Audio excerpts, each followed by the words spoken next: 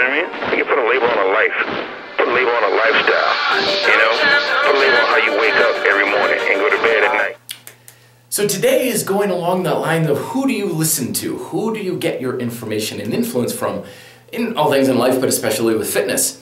I have a rule that you don't ever want to take advice from someone who has struggled and failed where you're trying to succeed.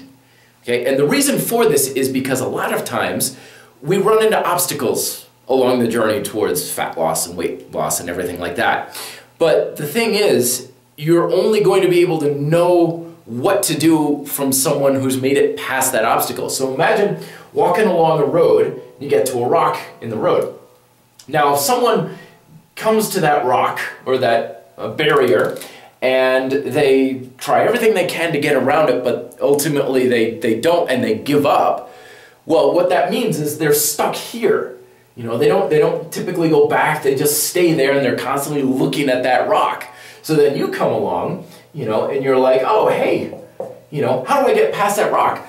They don't know. They've never been to the other side. They've never been around it or anything. So typically what's going to end up happening is they're going to tell you it can't be done. You're going to fail. You're going to come up short. And this is the type of person who's going to try and discourage you from getting what you want out of life and accomplishing your goals. Don't ever listen to those people. They are a poison to your mind. They mean well.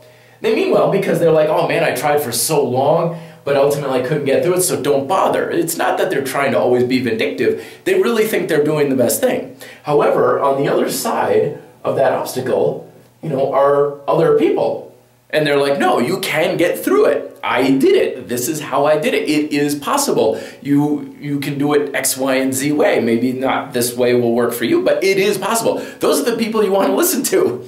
Those are the folks that you want in your corner. Not the naysayers who say it can't be done because they've made their choice to stop trying and they're, as a consequence, forced to face their obstacle every day until they try to get past it once again. But these folks are the ones who have the information that you want. So the long and the short is take advice and ideas and listen to the people who've gone where you want to go and don't give too much credit towards those who are stuck in front of that rock.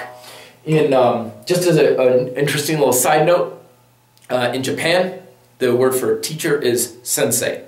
And the characters for that and the translation is roughly someone who has had a life before yours or has lived before you did. Basically what they're talking about is someone who has walked the path before you did.